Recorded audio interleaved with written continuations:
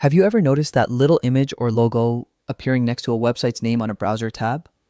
That's called a favicon or site icon, and it's a small but powerful way to make your WordPress site look polished and professional.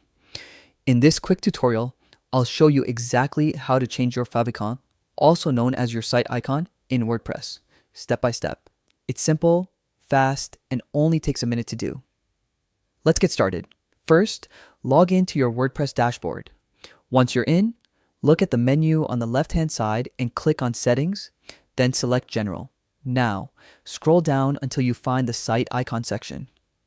This is where you can upload or change your favicon. Click the button that says Choose Site Icon or Change Site Icon. A window will open, allowing you to upload a new image or select one from your media library. Make sure your image is square, ideally at least 512 by 512 pixels, because WordPress uses it across different devices and browsers. After you've selected your image, click Set as Site Icon.